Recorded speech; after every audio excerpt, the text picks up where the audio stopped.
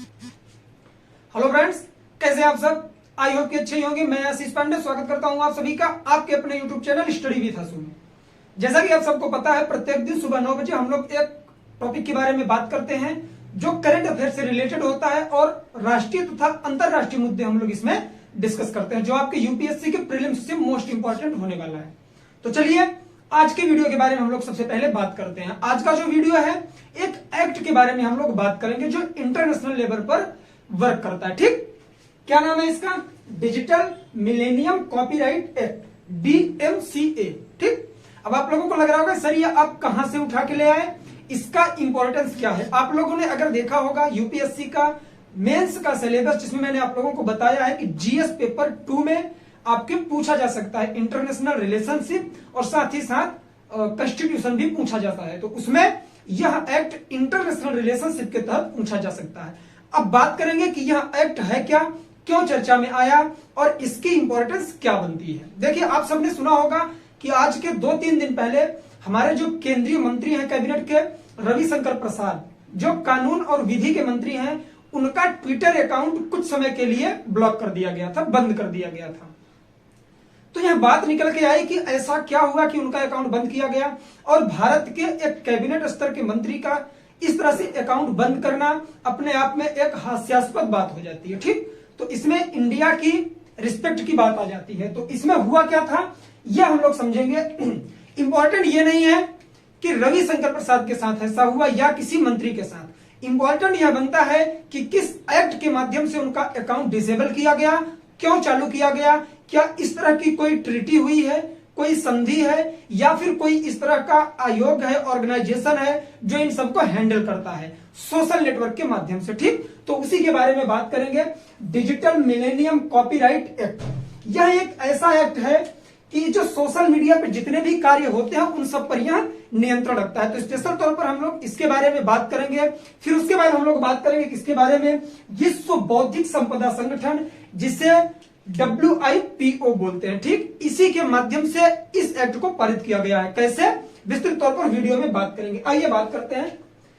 अगर हम लोग डिजिटल मिलेनियम कॉपीराइट एक्ट की बात करें, DMCA की, तो यह साल 1998 में पारित किया गया। उस समय जो प्रेसिडेंट थे यूएसए के, बिल क्लिंटन थे।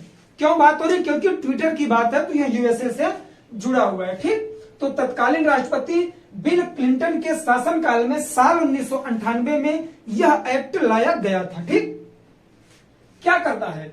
इंटरनेट पर बौद्धिक संपदा को मान्यता देने वाला कानून है। अब इसमें एक वर्ड निकल के आया, बौद्धिक संपदा। बौद्धिक संपदा किसे कहते हैं? इंडियन कॉन्स्टिट्यूशन में भी इसके लिए एक आर्टिकल दिया गया है। तो सबसे पहले हमें यह जानना जरूरी है कि बौद्धिक संपदा कहते किसे हैं। इसके नाम से क्या समझ में आ रहा है? बुद्धि पर है, पूरी तरह से आपके ज्ञान पर है। ठीक, मतलब अगर आप कोई आविष्कार करते हैं या फिर कोई खोज करते हैं, आपको रॉयल्टी उसकी मिलती है, उसके लिए आपको ट्रेडमार्क दिया जाता है। अगर उस चीज का यूज कोई आपके बिना मंजूरी के यूज करता है तो उस पर कॉपीराइट लग सकती है। तो सेम यही चीज रविशंकर प्रसाद के साथ हुआ है। ठीक, अब समझ में आया बौद्धिक संपदा होता क्या है? ये व्यक्ति के मस्तिष्क की उपज होती है। ठीक, किसी का भी उस पर अधिकार नहीं होता सिवाय उस व्यक्ति के जो उस चीज की खोज करता है या फिर किसी चीज का वह प्रोडक्शन करता है अपने बौद्धिक क्षमता पर, अपने माइंड के अनुसार। जैसे किसी ने कोई कविताएं लिख दी या फिर किसी ने कोई लेख लिख दिया। ठीक, साहित्य हो गया, लिटरेचर जिसे हम लोग बोलते हैं। उसके बाद कोई कंपनी किसी की है या फिर कोई ट्रेडमार्क है, और इसके साथ ही बहुत सारी चीजें ऐसी होती हैं जो किसी एक विशेष व्यक्ति की होती हैं और उसकी अनुमति के बिना आप उसे यूज नहीं कर सकते। ठीक, तो यह हुआ हमारा बौद्धिक संपदा। जैसे अगर हम लोग फिजिकल रूप में देखें तो जैसे हम लोगों की लैंड होती है, भवन होते हैं, घर होते हैं, इन सब पे कार्य होती हैं, उन पे हमारा राइट होता है। उसी तरह से बौद्धिक संपदा पर भी हमारा ही राइट होगा अगर वह हमारे मस्तिष्क की उपज है। ठीक, समझ में आया? चलिए अब बात करेंगे कि यह जो एक्ट है 1996 में विश्व बौद्धिक संपदा संगठन WIPO, जिसे बोलते हैं वर्ल्ड इंटेलेक्चुअल प्रॉपर्टी ऑर्गेनाइजेशन, ठीक, के सदस्य देशों द्वारा हस्तांतरित 2 संधियों के कार्यान्वयन को देखता है। मतलब 1996 में विश्व बौद्धिक संपदा संगठन, जिसे हम लोग वीपो बोलते हैं, WIPO वर्ल्ड, इसके बारे में अगर हम लोग बात करें तो यह 1996 में स्थापित किया गया और साथ ही साथ इस एक्ट को लाया गया इसके माध्यम से कि आपकी जो बौद्धिक संपदा है, अगर उसका कोई हनन कर रहा है या फिर कोई उसका यूज कर रहा है तो इस एक्ट के माध्यम से आप उसके अगेंस्ट कार्यवाही कर सकते हैं। ठीक, अब बात करेंगे कि इसके तहत दो संधियां हुई कौन सी थी। देखिए 1996 में WIPO के तहत जितने देश थे जिन्होंने सिग्नेचर किया था, उनके अंतर्गत दो संधियां हुई, दो ट्रीटी हुई। ठीक, उन्हें ट्रीटी को कार्यान्वित करने के लिए यह एक्ट लाया गया था। समझ में आई बात? अब उन संधियों के बारे में बात करना जरूरी हो जाता है कि वो दो संधियां थी कौन सी, नाम याद रखेंगे बस। एक का नाम है WIPO कॉपीराइट ट्रीटी, मतलब जिसमें कॉपीराइट संधि हुई है कि इस पर कोई कॉपीराइट नहीं कर सकता आपका। दूसरी हुई WITP performance of phonogram treaty. ये दो ट्रीटियां हुई थी। अगर इनकी हम लोग बात करें तो इन्हें सामूहिक रूप से WIPO इंटरनेट ट्रीटीज बोलते हैं। मतलब कि इंटरनेट से रिलेटेड, सोशल मीडिया से रिलेटेड कोई भी कार्य होगा तो इस ट्रीटी के बाहर अगर होता है और इस ट्रीटी के अंतर्गत शामिल कंट्रियों के बारे में बात होती है तो उस पर आप इसके अंतर्गत एक्शन ले सकते हैं। समझ में आया? अब हम लोग बात करेंगे कि ये जो दो संधियां थी ये कार्य क्या क्या करती हैं। कोई भी अगर ट्रीटी की जाती है तो उसके पीछे कोई ना कोई उद्देश्य होता है। ठीक, तो इसी तरह से ये दो संधियां लाने का मेन रीजन क्या था, उद्देश्य क्या था, उसके बारे में हम लोग अगर बात करें तो पहला कार्य इसका क्या है, रचनात्मक कार्यों तक अनाधिकृत पहुंच और उपयोग को रोकना। अगर देखिए वही बात निकल के जो मैंने अभी आप लोगों से बताई कि किसी व्यक्ति के मस्तिष्क की उपज कोई भी चीज अगर है तो वो रचनात्मक कार्यों के तहत आएगी, उस स्पेशल व्यक्ति के तहत। उस तक किसी अनधिकृत पहुंच और उपयोग को रोकना। कोई ऐसा व्यक्ति जो उसका यूज कर रहा है या फिर कोई ऐसा व्यक्ति जो उसके बारे में जानना चाह रहा है और आपकी अनुमति के बिना, तो उस पर यहां क्या करेगी, संधि रोक लगाएगी। ठीक, साथ ही साथ डिजिटल सामग्री को आवश्यक अंतरराष्ट्रीय कानूनी सुरक्षा प्रदान करना। मतलब जो डिजिटल तौर पर जो मटेरियल्स होते हैं, जो चीजें ट्वीट की जाती हैं या फिर जो पोस्ट किए जाते हैं, उनको अंतरराष्ट्रीय कानूनी सुरक्षा प्रदान करना कि इसके साथ कोई छेड़खानी ना करे, कोई इसके साथ गलत इसका मिसयूज ना करे। इस वजह से ये दो संधियां की गई। ठीक, तो अब बात आती है कि ये जो दो संधियां की गई किसके तहत, WIPO के तहत। ठीक, वर्ल्ड इंटेलेक्चुअल प्रॉपर्टी ऑर्गेनाइजेशन इसे बोलते हैं। ठीक, अब इसके बारे में हम लोग समझेंगे कि एक्चुअल में WIPO होता क्या है, जिसे हम लोग विश्व बौद्धिक संगठन संपदा संगठन बोलते हैं। इसकी स्थापना कब हुई, साल 1967 में हुई। 1967 में इसकी स्थापना की गई। देखिए सही से समझेंगे, डिजिटल मिलेनियम कॉपीराइट एक्ट, जिसे हम लोग DMCA बोलते हैं, जिसके बारे में पढ़ रहे हैं, उसकी स्थापना 1998 में हुई। लेकिन विश्व बौद्धिक संपदा संगठन के अंतर्गत की गई दो संधियों की वजह से इसकी स्थापना की गई थी। तो समझना जरूरी है कि इस विश्व वैश्विक संपदा संगठन का स्थापना कब की गई, कितनी कंट्रियां हैं और यह क्या कार्य करता है। ठीक, तो एक दूसरे से लिंक करके जोड़ेंगे, चीजें क्लियर होंगी, तभी आप लोग मेंस में अच्छी आंसर राइटिंग कर पाएंगे। ठीक, तो चलिए बात करते हैं WIPO के बारे में। इसकी स्थापना कब हुई, 1967 में। मेंबर कंट्रीज इसकी कितनी है, 193, और इसमें भारत भी शामिल है, तभी इसके बारे में हम लोग बात कर रहे हैं। रीजन ये है कि जो कैबिनेट मंत्री थे वो इंडिया के ही थे। ठीक, उन्हीं के ट्वीट पर बवाल हुआ था।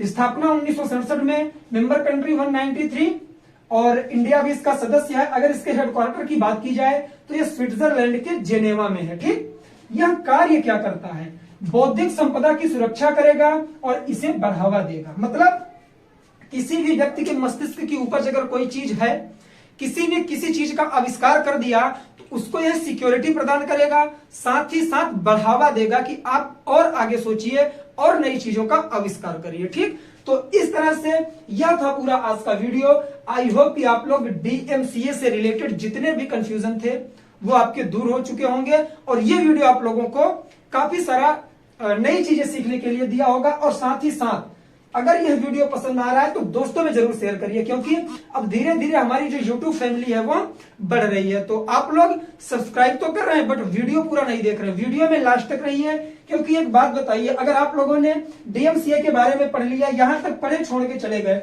जब आपको इसकी नींव के बारे में ही पता नहीं है, विश्व बौद्धिक संपदा संगठन के बारे में, तो इसे पढ़ के आप क्या करेंगे, मेंस में क्या लिख पाएंगे आप लोग। तो इस वजह से वीडियो में लास्ट तक रहा करिए, स्क्रीनशॉट लीजिए, अच्छी बात है, बट जो चीजें मैं एक्सप्लेन करता हूं वो स्क्रीनशॉट में नहीं मिलेगी। जितना मैं लिखता हूं उससे कई गुना ज्यादा मैं बोल के बताने की कोशिश करता हूं। रीजन यह है कि जो चीजें सुनी जाती हैं वो आपके माइंड में जल्दी सेट होती हैं। लिखने और पढ़ने वाली चीजें समझने में टाइम लगता है, लेकिन जो बातें आपने सुन ली वो आपके माइंड में सेट हो जाती हैं।